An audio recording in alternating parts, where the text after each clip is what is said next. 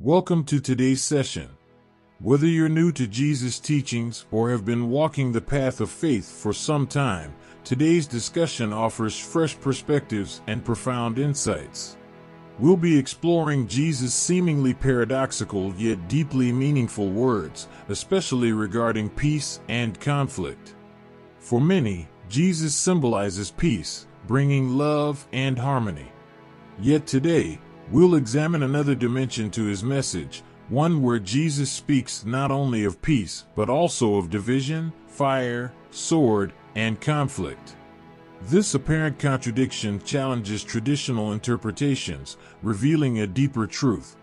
Jesus' words make us realize that true peace isn't simply the absence of conflict, but rather an inner tranquility and spiritual awakening. Achieving this peace often involves inner struggle and transformation. As Jesus expressed, real peace isn't a passive calm, but a vibrant serenity born of self-awareness and spiritual growth. On this journey, we must confront inner conflicts, face our shadows, and ultimately transcend them.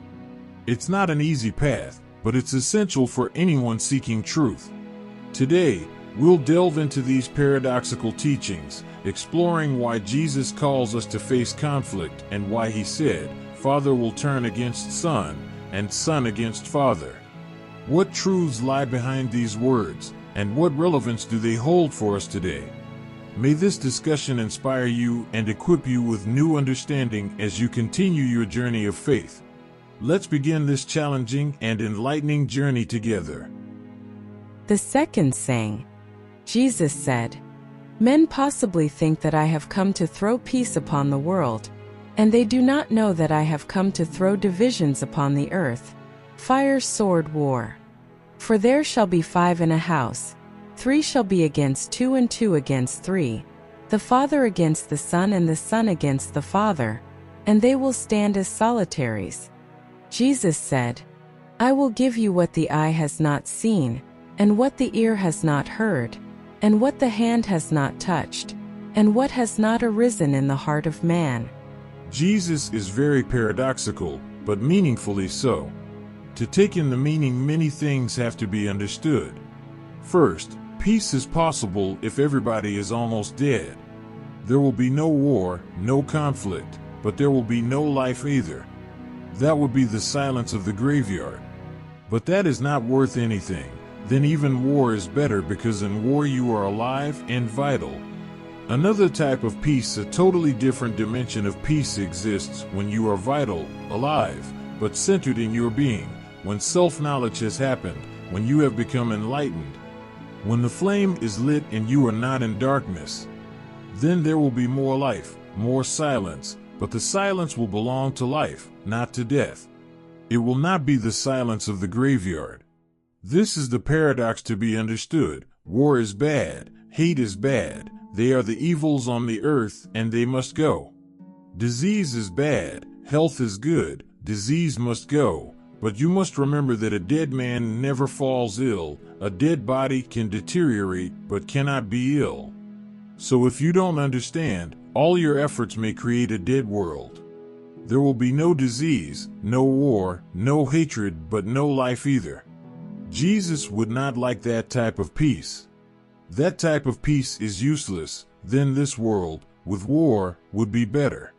But many have been endeavoring, and their attitude is just negative. They think, if war stops, everything will be okay. It is not so easy. And this is not only the ordinary man's conception. Even very great philosophers like Bertrand Russell think that if war is finished, everything will be okay. This is negative, because war is not the problem is man. And the war is not outside, the war is within. If you have not fought the war within, you will fight it without. If you have fought the war within and have become victorious, then the war without will cease. That is the only way. In India, we have called Mahavira the conqueror, the great conqueror, the Jinnah. The word Jinnah means the conqueror. But he never fought with anybody, so whom has he conquered? He never believed in violence, never believed in war, never believed in fighting. Why do you call this man Mahavira, the great conqueror. This is not his original name. His original name was Vardhaman. What has happened? What phenomenon has occurred? This man has conquered himself, and once you conquer yourself, your fight with others ceases immediately, because this fight with others is just a trick to avoid the inner war.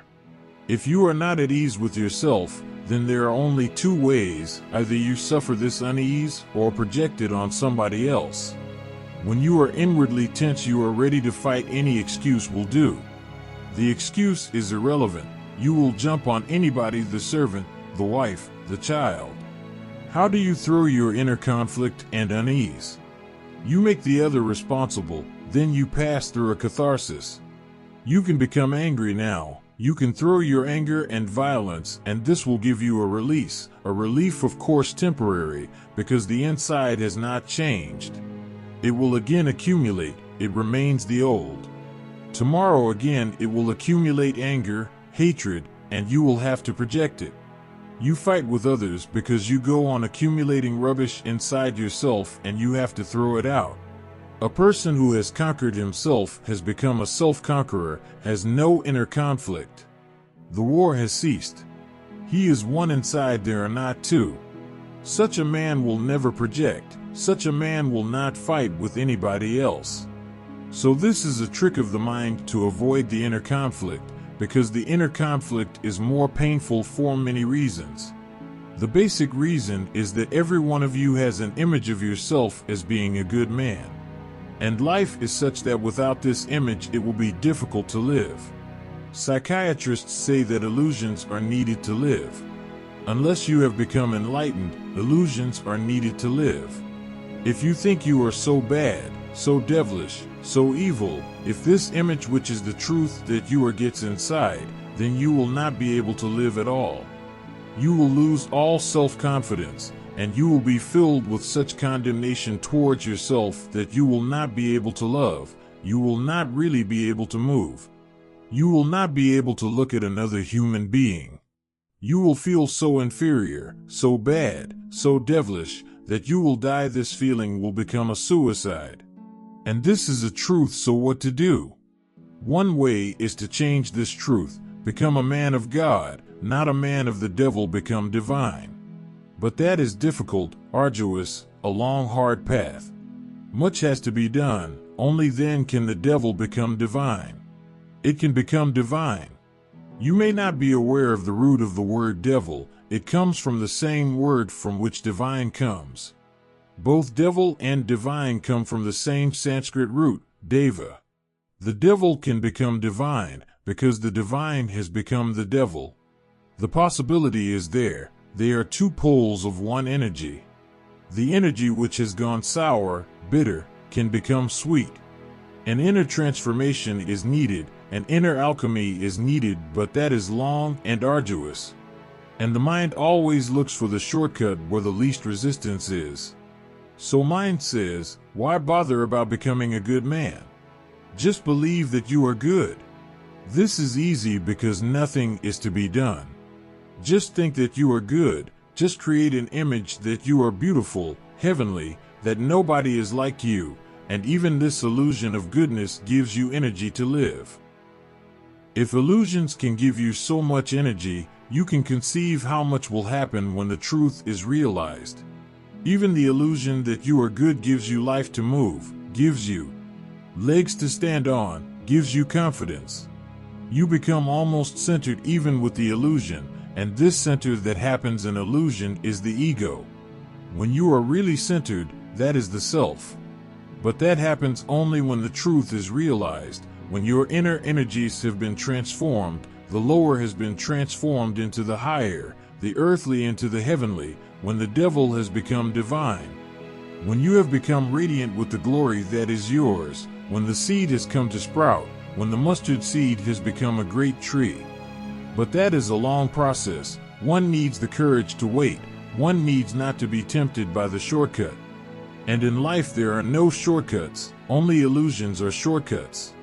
Life is arduous because only through arduous struggle does growth come to you. It never comes easily.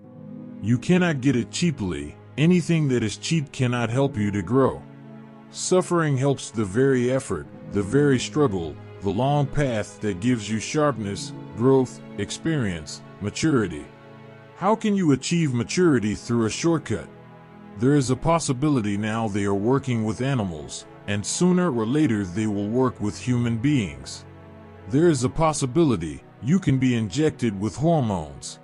A child of 10 can be injected with hormones and he will become a young man of 20. But do you think he will attain the maturity that he should have attained if he had passed through 10 years of life? The struggle, the arising sex, the need to control, the need to love, to be free and yet controlled, to be free and yet centered, to move with the other, to suffer in love, to learn all that will not be there. This man who looks 20 is really 10 years of age. Through hormones you have only blown up his body. But they are doing this with animals, with fruit, with trees. A tree can be injected, and the tree that would naturally come to flower in 3 years will come in 1 year. But those flowers will lack something.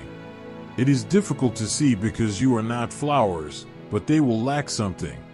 They have been forced, they have not passed through a seasoning. Fruit will come sooner, but those fruits will not be so mature, they will lack something, they are artificial. Nature is not in a hurry. Remember, mind is always in a hurry, nature is never in a hurry. Nature waits and waits, it is eternal. There is no need to be in a hurry, life goes on and on and on, it is an eternity. But for mind time is short, so mind says, time is money.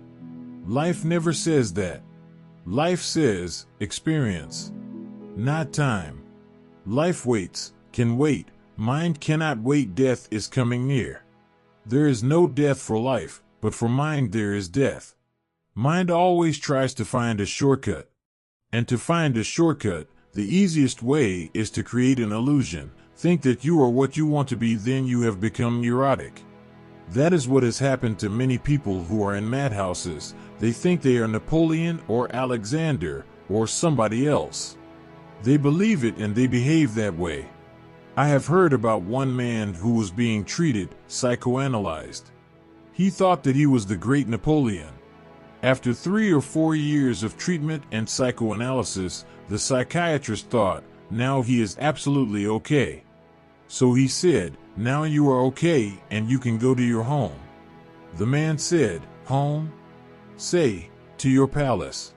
He was still Napoleon. It is so difficult if you have become Napoleon. To be treated is very difficult, because even if you are treated and you become well, what is going to happen is that you are going to lose. One general found a captain who was always drunk, so he caught hold of him. The man was very good. Drunkards are almost always good. They are beautiful people, just taking a shortcut. So the general said, you are a good man and I appreciate you, and everybody loves you, but you are wasting yourself. If you can remain sober, soon you will become a colonel. The man laughed and he said, it's not worth it, because while I am drunk I am the general already. So it's not worth it. If I remain sober, I am only going to become a colonel, and while I am drunk I am always the general.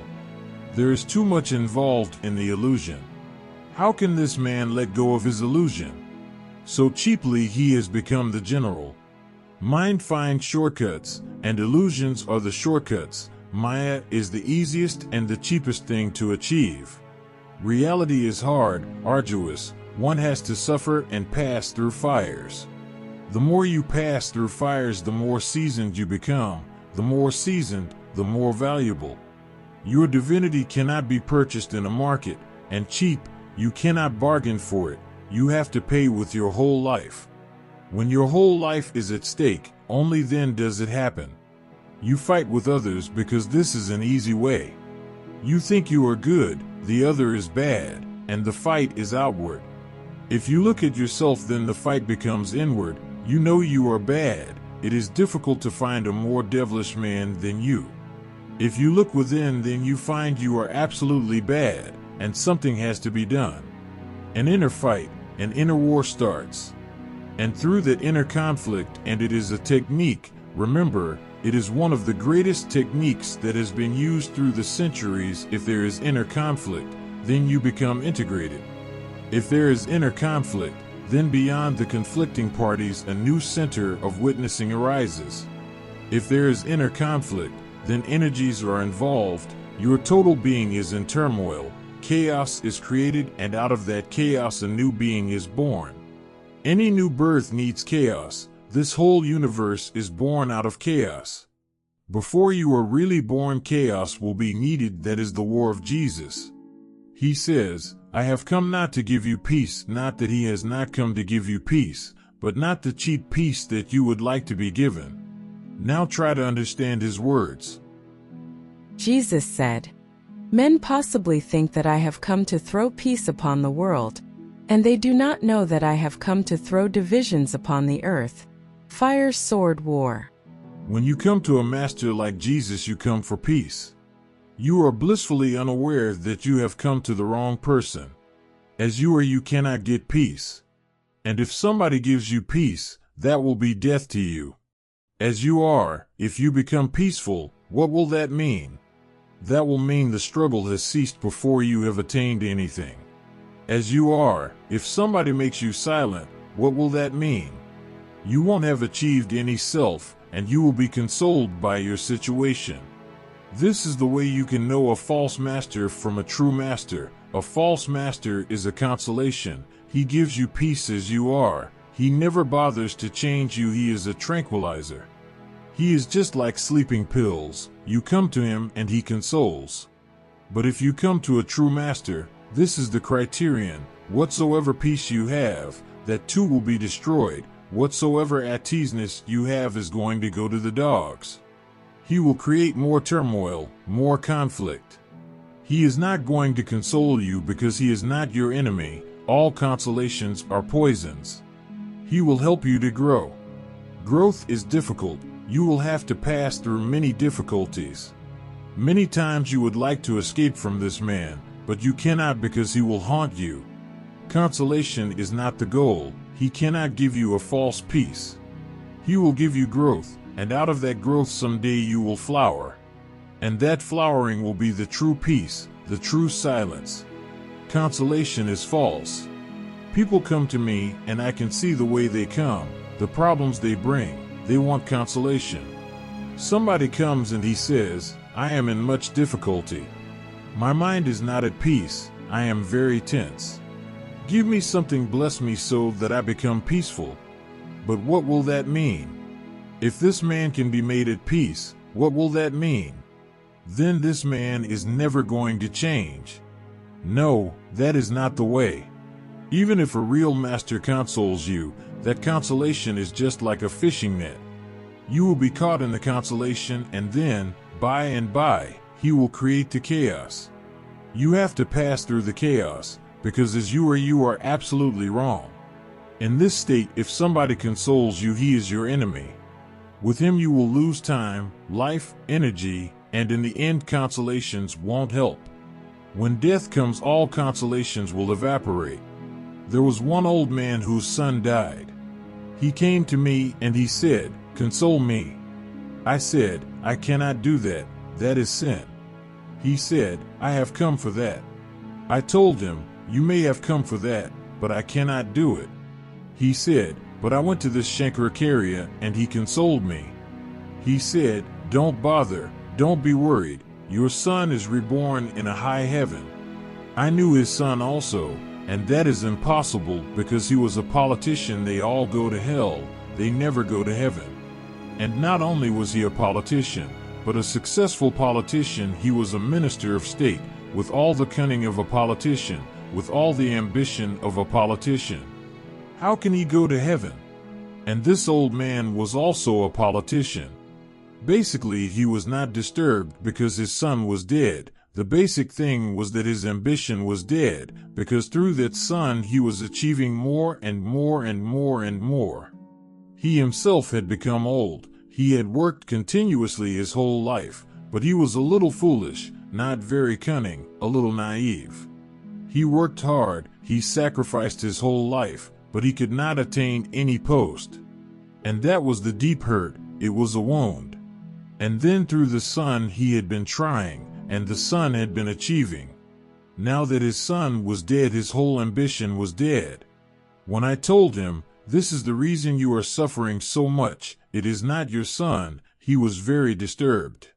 He said, "I had come for consolation, and you are disturbing me more." "It may be," he said. "Whatsoever you say sounds true. It may be that my ambition has been hurt, and it is not for the son that I am weeping, it may be for the ambition. But don't say such hard things to me. I am in such pain right now. My son is dead, and you are saying such hard things to me." And I went to this Mahatma, and to that Shankaracharya, and to this Guru, and they all consoled me. They said, "Don't worry, the soul is eternal, nobody ever dies. And your son, he was no ordinary soul, he has reached a high heaven." These are consolations, and if this old man goes on listening to these consolations, he is missing a great opportunity. He is missing an opportunity in which he could face his ambition, which is his problem. He could have encountered the fact that all ambition is useless, futile, because you work and work and work, and then death takes everything. He could have penetrated to this. But no, he stopped coming to me.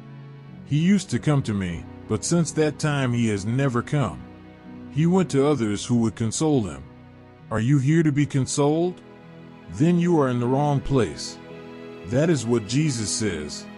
He says, "Men possibly think that I have come to throw peace upon the world, and they do not know that I have come to throw divisions upon the earth, fire, sword, war." Whenever a man like Jesus comes, the world is immediately divided between those who are for him and those who are against him. You cannot find a single person who is indifferent to Jesus. Whenever a Jesus type is there, immediately the world is divided. Some are for him and some are against him, but nobody is indifferent. It is impossible to be indifferent to Jesus. If you hear the word, if you look at the Jesus, immediately you are divided. Either you become a lover or you become a hater. Either you fall in line or you go against. Either you follow him or you start working against him. Why does this happen? Because a man like Jesus is such a great phenomenon, and he is not of this world. He brings to this world something from the beyond. Those who are afraid of the beyond immediately become the enemies. That is their way of protecting themselves. For those who have a desire, a seed hidden somewhere, who have been searching and longing for the beyond, this man becomes charismatic. This man becomes a magnetic force. They fall in his love. They have been waiting for this man for many lives. Immediately the world is divided. Either you are for Christ or you are against him. There is no other alternative. You cannot be indifferent. You cannot say, "I'm not bothered." That is impossible, because a person who can remain in the middle will become a Jesus himself. A person who can stand in the middle, and neither love nor hate, will go beyond the mind himself. You cannot stand in the middle. You will fall. You will become a rightist or a leftist. You will be on this side or on that. He creates great turmoil not only in individuals but in society too. On the earth, everything comes to be in a conflict. A great war starts. Since Jesus, there has never been peace in the world. Jesus created a religion. He brought something into the world which created such a division, such a conflict in all minds, that he became the focus of all history. That is why we say before Christ, after Christ, he became the focal point. History is divided, time is divided, with Jesus. He stands on the boundary. Before Jesus, it is as if time was of a different quality. After Jesus, time became of a different quality. With Jesus, history starts. His attitude, his approach towards the human mind, is very different from that of a Buddha or a Lao Tzu.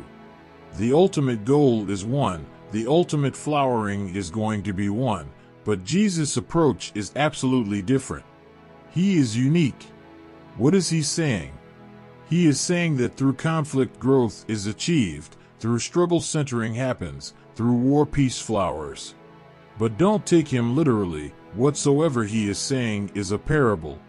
Christianity took it literally and missed the point. Then Christians took the sword in their hands, and they have killed millions unnecessarily, because that was not the meaning of Jesus. Then the church, Jesus' church, became a warring church. It became a crusade.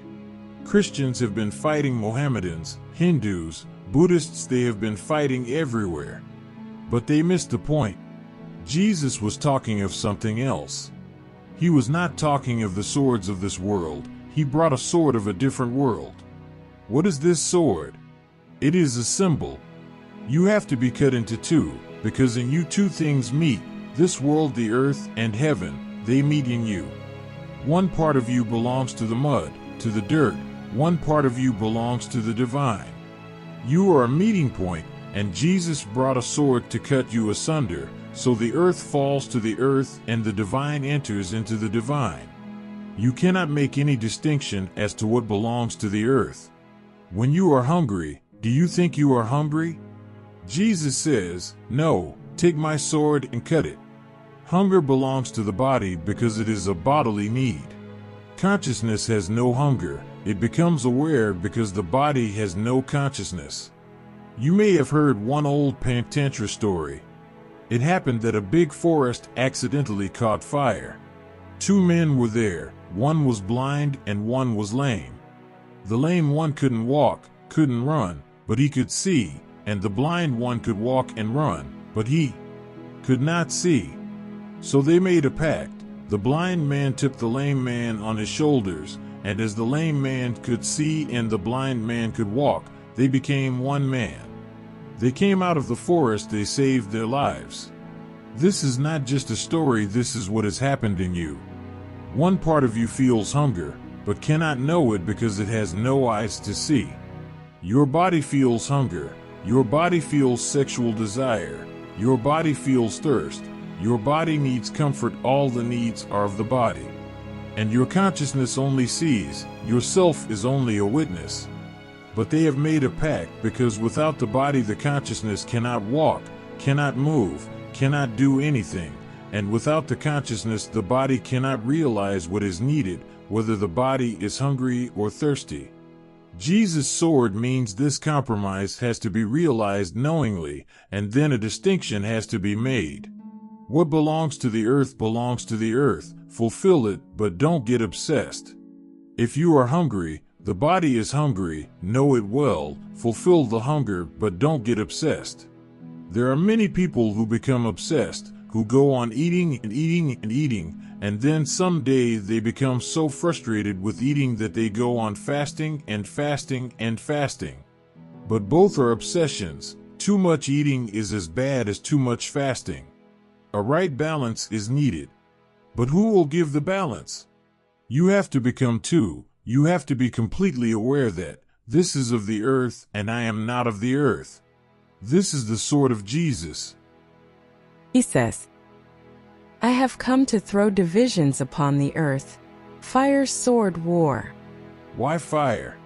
Fire is a very old Kabbalistic symbol and a very old Hindu symbol also. Hindus have always talked about inner fire. They call that inner fire tap because it is heat. And to kindle that inner fire so that your fire is burning inside, they call yajna. And there are techniques for burning that inner fire.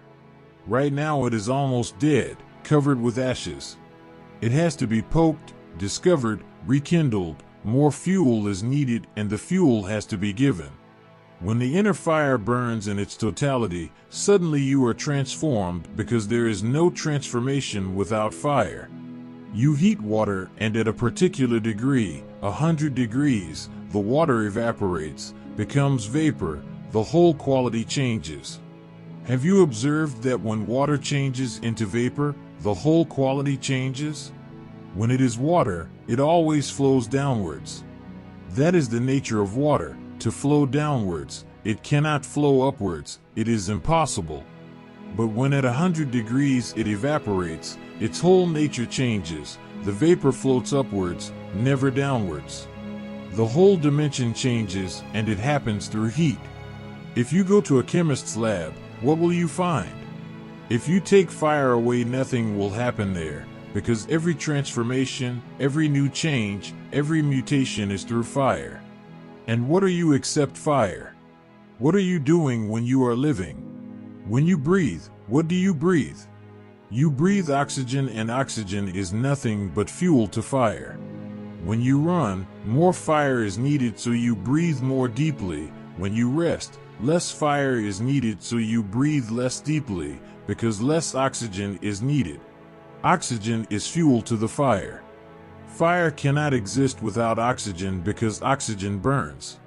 You are fire moment to moment, through food, through air, through water. Fire is created in you.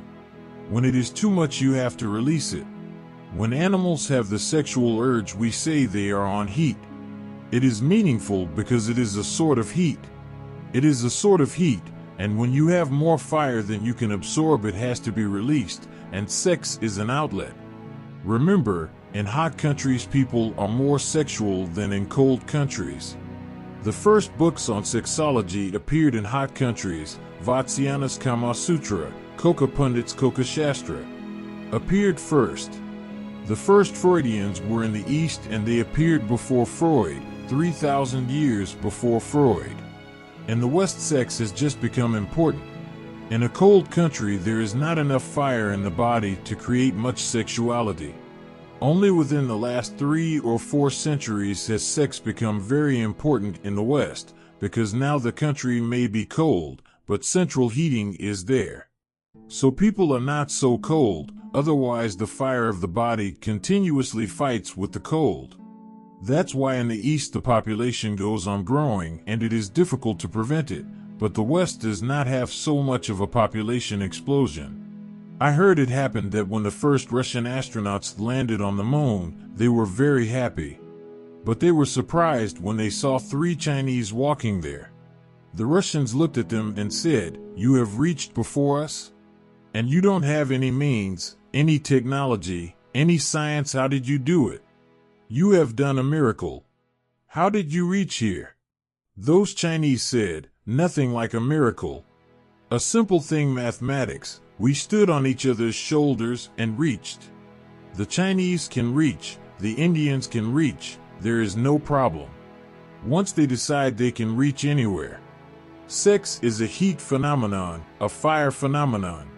Whenever the fire is burning, you will feel more sexual, and whenever the fire is not burning so much, you will feel less sexual. Everything that happens in you, whether it is a sexual transformation in the body or a spiritual transformation, depends on fire. Hindus, Kabbalists, Jews, and Sufis. Jesus was trained in an Essene community in a very occult, esoteric society which knew many methods to create inner fire. So fire is not just the fire you know, it is the innermost fire upon which life exists. If this fire can be raised to a particular level, but it is only possible to bring it to a particular degree if it is not released, and that is why all the religions which use this fire are against sex. If it is released through sex, then it cannot be brought to a particular degree, because then you have an outlet. So all the outlets have to be closed completely so there is no leakage of the fire, and it reaches the 100-degree point, a certain degree at which, suddenly, the transformation happens. The soul and the body are separate, the sword has worked. Then you know what is earth in you and what is heaven. Then you know what has come from your father and mother and what has come from the invisible. Fire, sword, war. A deep inner conflict is needed. You should not be lethargic, you should not relax unless the relaxation happens, and that is totally different.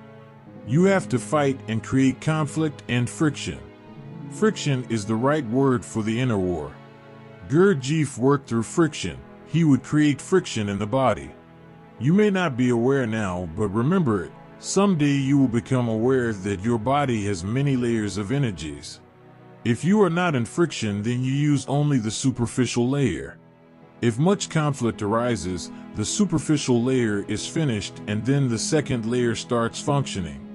Try it this way. You always go to sleep at 10 at night. At 10 suddenly you feel sleepiness coming over you, don't go to sleep. Sufis have used this method very often, and Jesus also used it vigil.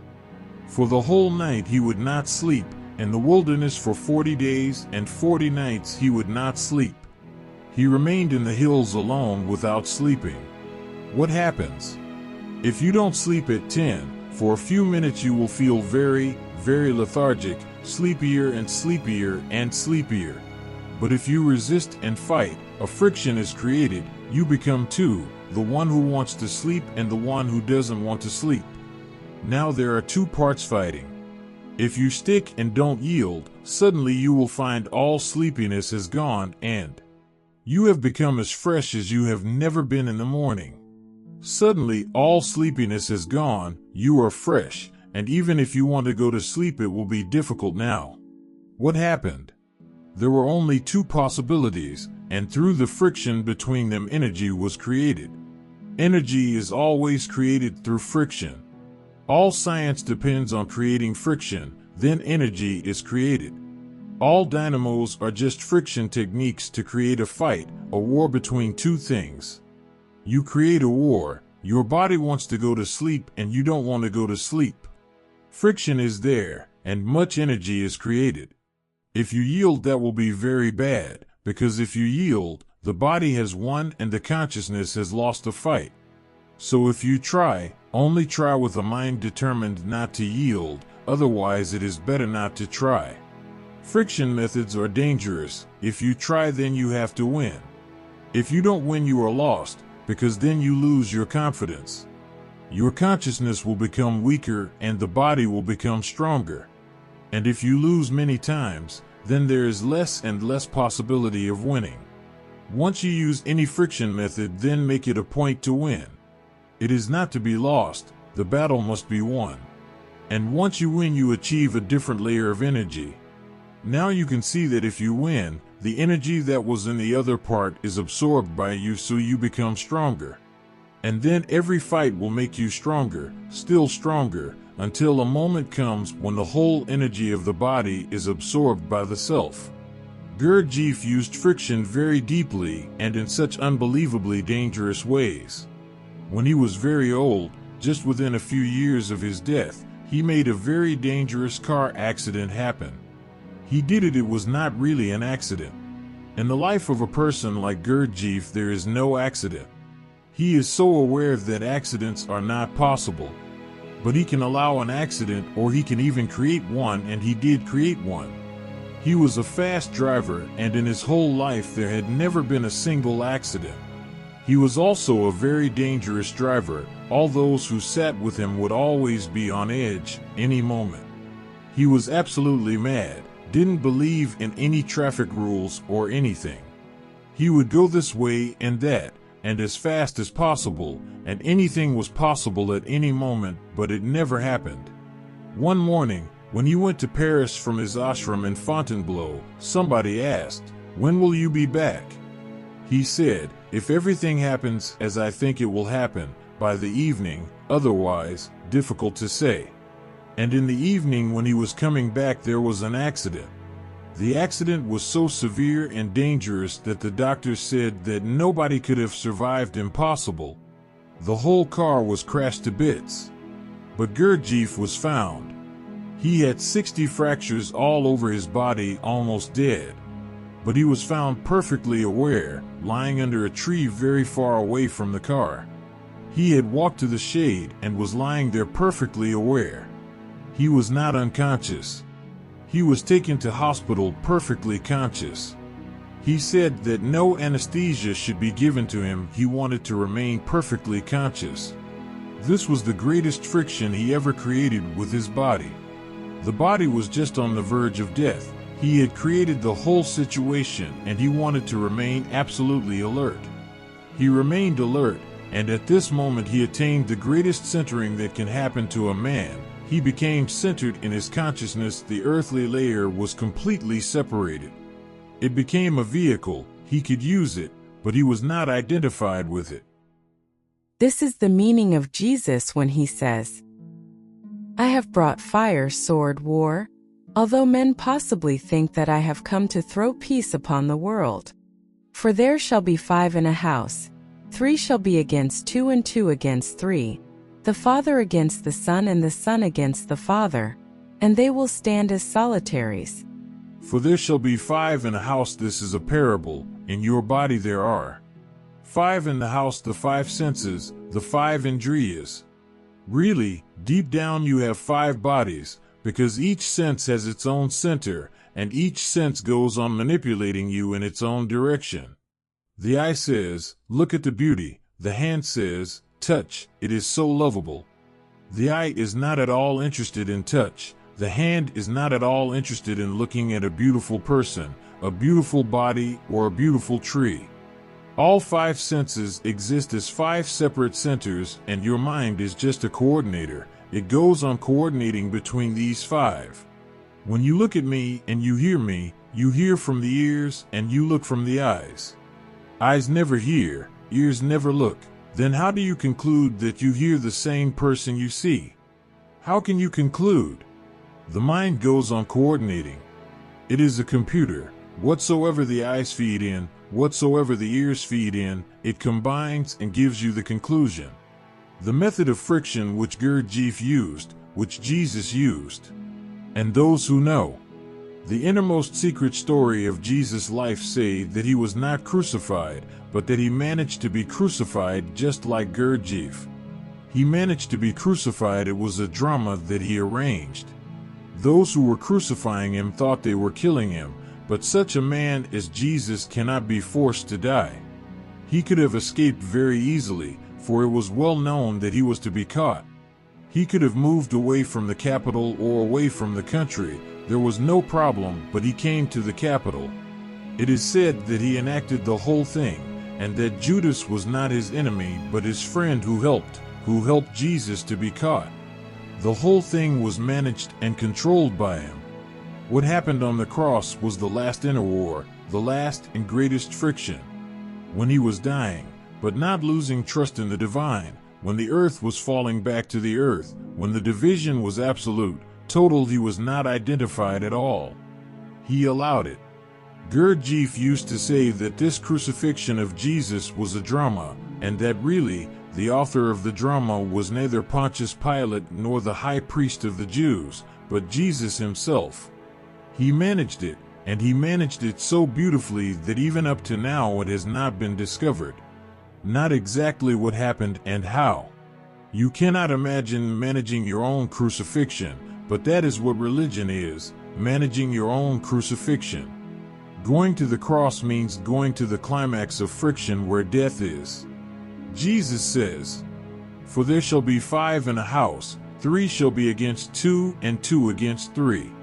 A friction has to be created. The senses have to fight, and the fight has to be made conscious. They continuously fight, but the fight is not conscious. You are fast asleep and the fight goes on. The eye is continuously fighting the ear is continuously fighting the eye because they are competitors. Have you observed that a blind man has more listening capacity than a man who has eyes? That's why blind men become beautiful musicians, singers. Why does this happen? They have more capacity for sound, rhythm, more sensitivity in their ears. Why? Because the eye is no longer a competitor. The energy that was being used by the eyes is available for the ears. They are the competitors. Your eyes are using 80% of your energy, leaving only 20% for the other 4 senses. They are starved. They are continuously fighting. The eyes have become the supreme, the dictatorial force. You live through the eyes, and some senses have gone completely dead. Many people have no smell. That sense has gone completely dead. They never bother. They are not even aware that they cannot smell. The eyes have completely exploited the nose, because it is so near that it can be exploited. Children have a sense of smell, but by and by it is lost because the eyes go on using more and more energy. The eye has become the center of your being, which is not good. Methods of friction use the senses against each other. In many methods, the seeker remains with closed eyes for many months. The energy starts moving, you can feel it.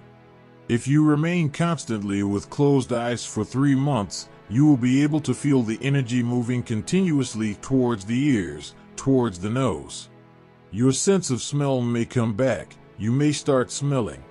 There have been methods and schools where seekers completely cut one sense against the other. A fight is created.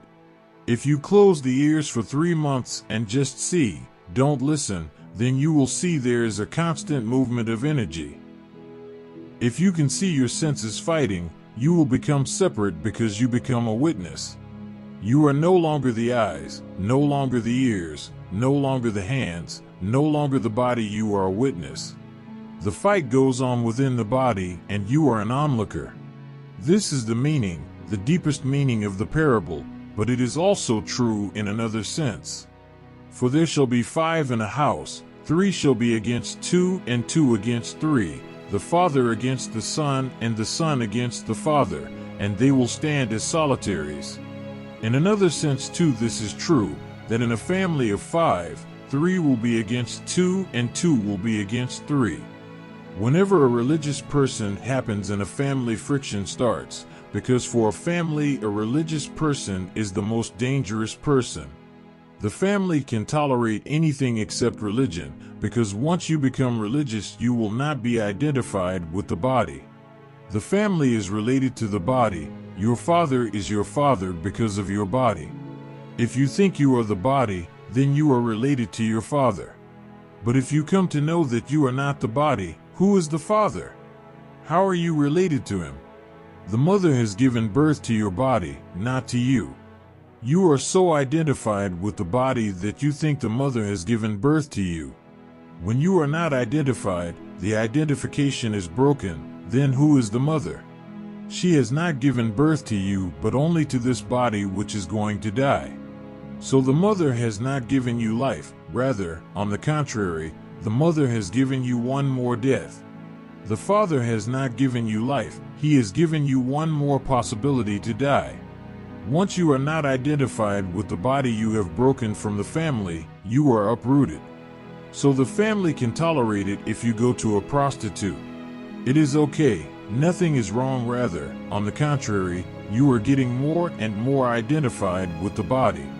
If you become an alcoholic, if you are a drunkard, it is okay, because you are getting more and more identified with the body. Nothing is wrong in this. But if you become a meditator, if you become a sannyasin, then it is not okay. Then it is difficult because you are being uprooted. Then the family no longer has power over you. Then you are no longer part of the family, because you are no longer part of this world. So Jesus says, Father will be against son, son will be against father. And I have come to disrupt, to divide, to create conflict and friction. This is true. You can worship a Buddha, but ask Buddha's father, he is against him. Ask Buddha's relatives, they are against him, because this man has gone beyond their control. Not only that, he is also helping others to go beyond the control of the society, of the family. The family is the basic unit of society. When you go beyond society, you have to go beyond the family, but this does not mean that you should hate it, that is not the point, nor that you should go against it, that is not the point either. That is going to happen anyway. Once you start to find yourself, all that has been before will be disrupted, there is going to be chaos. So what should you do? They will pull you back, they will try to bring you back, they will make every effort to do so. What should be done? There are 2 ways. One is the old way, which is to escape from them, not to give them any opportunity, but I think that is no longer applicable. The other is to be with them, but as an actor, don't give them the opportunity to know that you are moving beyond them. Move. Let that be your inner journey, but outwardly fulfill all formalities. Touch the feet of your father and your mother and be a good actor. The old way cannot be followed by many. That's why the earth could not become religious, because how many people can go out of society? And even if they go out of society, the society has to take care of them. When Buddha was here, or Mahavira or Jesus, Then thousands left their families. But still only thousands, millions were left behind, and they had to take care of them. The whole earth cannot become religious if that is the only way. And it is not good either. It can be done in a more beautiful way, and that beautiful way is to be a good actor. A sannyasin must be a good actor. By being a good actor, I mean that you are not related at all, but you go on fulfilling the formalities. Deep down you are uprooted, but you don't even give a hint that you are uprooted. And what is the use of giving a hint? Because then they will start trying to change you. Don't give them any chance. Let this be an inner journey and outwardly be completely formal. They will be happy then because they live in formalities. They live on the outside. They don't need your inner worship. They don't need your inner love, just the show is enough. These are the two ways. One is that of Buddha and Jesus, the other is that of Janak and me. Be wherever you are. Don't create any outward show that you are changing and becoming religious, because that can create trouble and you may not be strong enough right now. Create the conflict inside, but don't create it outside. The inner conflict is more than enough. It will give you the growth, the maturity needed. The Father against the Son and the Son against the Father, and they will stand as solitaries. This word solitary has to be understood deeply. When you become religious, you become solitary, then there is no society for you, you are alone. And to accept that you are alone is the greatest transformation that can happen to you, because mind is afraid of being alone. Mind wants somebody else to hang on to cling to. Alone you feel a trembling, a fear grips you. Alone. And immediately you rush towards society, to the club, the conference, the sect, the church, somewhere where there is a crowd, where you can feel that you are not alone, where you can lose yourself into the crowd. That's why the crowd has become so important. Go to the race course, go to the cinema hall, but a crowd is needed in which you are no longer solitary, where you can relax. But a religious man is a solitary because he is trying to reach his highest peak. He is not to lose himself and others. He has to remember, become more mindful, he has to become more aware and alert, and he has to accept the truth. This is the truth, that everybody is alone and there is no possibility of any togetherness.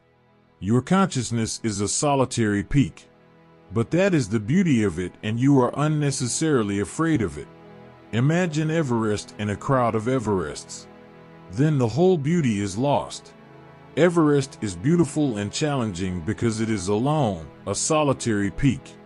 A religious man is like Everest. He becomes a solitary peak, alone, and he lives and enjoys it. That doesn't mean that he will not move in society. It doesn't mean he will not love. On the contrary, only he can love. On the contrary, only he can move in society, because only he is. You are not, so how can you love? He can love, but his love is not going to be like a drug. He is not going to be lost. He can share, he can give himself completely and still remain himself. He can give himself to you and still not be lost, because his mindfulness remains the innermost peak. There, in that shrine, he remains alone. Nobody enters there, nobody can enter there. In the innermost core of your being you are alone. The purity of aloneness and the beauty of aloneness. But on the contrary, you feel afraid. Because you have lived in society, you are born in society. You have been brought up by the society, you have completely forgotten that you can also be alone. So to move for a few days into loneliness, just to feel your loneliness, is beautiful. Then come to the marketplace, but bring your aloneness with you. Don't get lost there. Remain aware and alert, move into society, go into a crowd, but remain alone. You can be alone in the crowd if you want. You can be in the crowd even while you are alone if you want. You can go to the Himalayas and sit there and think of the market you are in the crowd. It happened when Janak came to his master. He was alone and the master was sitting in a temple. When Janak entered, The master was alone and he said, "Junaid, come alone. Don't bring the crowd with you." So Junaid looked back, of course, because he thought there was somebody else coming with him. But there was no one. The master laughed and said, "Don't look back, look within." Then Junaid closed his eyes and he found that the master was right. He had left his wife, but his mind was clinging to her. He had left his children, but their images were still there, and the friends who had come to give him the last send-off were still standing in his mind. The master said, "Go out and come alone, because how can I talk with this crowd?" So Junaid had to wait for 1 year outside the temple to be freed of this crowd. And after 1 year the master called, "Now Junaid, you are ready, come in. Now you are alone and a dialogue is possible. You can carry the crowd, you can also be in the crowd and yet alone. Try it. The next time you are moving in a big crowd in the market, just feel alone and you are alone, so there is no problem, you can feel it. And once you can feel that you are alone, you have become a solitary. Jesus says he has come to make you solitaries, to stand alone. I will give you what the eye has not seen, and what the ear has not heard, and what the hand has not touched, and what has not arisen in the heart of man. Your eyes can see that which is without, they cannot see within, there is no way. Your ears can hear that which is without, they cannot hear within, there is no way. They are outgoing, all senses are outgoing. There is not a single sense that is ingoing. So when all the senses stop functioning, suddenly you are in. There is no sense that goes in. Jesus says, I will give you what the eye has not seen, but first become a solitary. And that is what I mean by a sannyasin, a solitary. First become a sannyasin, first realize that you are alone, and be at ease with this aloneness. Don't be afraid. Rather enjoy it, rather see the beauty of it, the silence and the purity and the innocence. No dirt has ever entered there, because nobody has entered into that shrine. It has remained eternally pure, it is virgin, nobody has been there. Your virginity is hidden within you. Become a sannyasin, a solitary, and then, Jesus says, I will give you what the eye has not seen. When you become a solitary, totally alone, suddenly you realize that which no eye can see, no ear can hear, and what the hand has not touched. How can you touch yourself? You can touch the body, but that is not yourself. The hand cannot enter in, it cannot touch your consciousness, there is no way. And the last sentence is the most beautiful uttered by any person on this earth. And what has not arisen in the heart of man? Because your soul is beyond even your heart. Of course, your heart is very deep within, but still, as far as your soul is concerned, it is also without, it is not within. The hands are without, the eyes are without, the heart is also without, on the periphery. The innermost core is not even the heart. Hunger arises in your body, love arises in your heart, not prayer. Prayer is still deeper, deeper than the heart. Hunger is a bodily need, love is a need of the heart. God is a need of the beyond, not even of the heart. One has to transcend the mind, one has to transcend the heart too. One has to transcend all peripheries so that only the center remains. And what has not arisen in the heart of man? God has not arisen in the heart of man. In the mind, science arises, philosophy arises, in the heart, art, poetry arises, but not religion. Religion arises at a deeper layer, at the deepest beyond which there is no going, at your very center, which is not even the heart. I will give you what has not arisen in the heart of man. That which is beyond and beyond and beyond. You cannot catch hold of it, you cannot see it, you cannot hear it, you cannot even feel it. Here Jesus transcends even those mystics who are of the heart. There are 3 types of mystics. First, mystics of the head, they talk in terms of theology, philosophy, they have proofs for God. There is no proof at all, or everything is a proof. But there is no need for a proof, and you cannot prove God anyway, because all the proofs can be disputed and all the proofs can be proved wrong. Then there are mystics of the heart.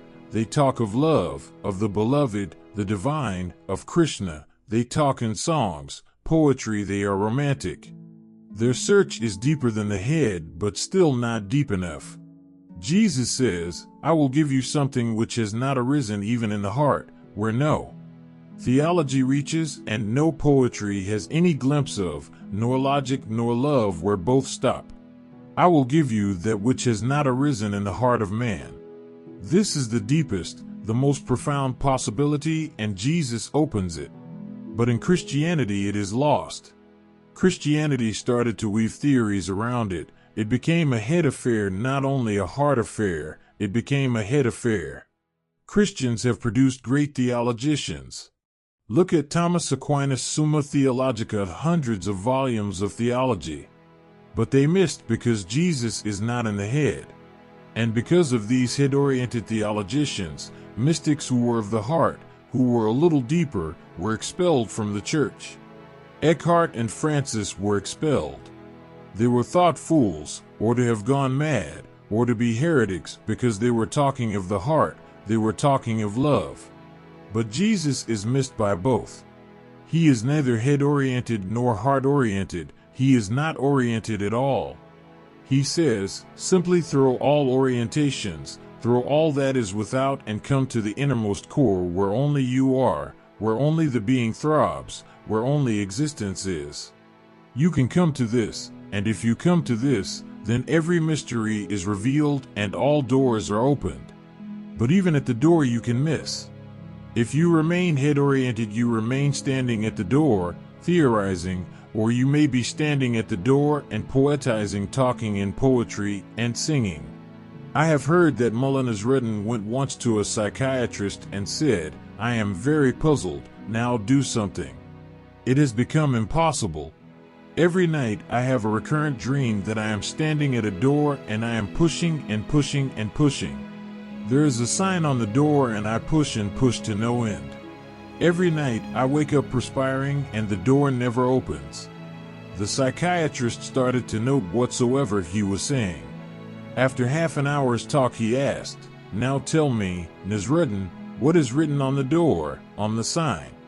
And Nasruddin said, it says pull. If pull is written on the door, then don't go on pushing, otherwise you will have a recurrent dream, you will push eternally. And there is no problem at all, simply look at what is written on the door. Jesus says neither head nor heart is written on the door, it is beyond both. So do one thing, go beyond. Neither fall a victim of logic, of intellect, nor become a victim of emotions, of sentimentality. The head is in the body and the heart is also in the body. Go beyond both. What is beyond? There is simple existence, you simply are. Being is without any attributes. That simple beingness is Dhyan, that simple beingness is meditation, and that is written on the door. Suddenly the door opens when you are a simple being, not emotions, nor thoughts, no cloud around you, unclouded, no smoke around the flame, just the flame. You have entered. And what has not arisen in the heart of man I will give you.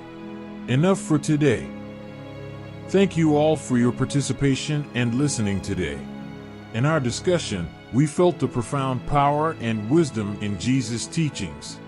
His message goes beyond mere moral guidance, calling us toward deep inner transformation.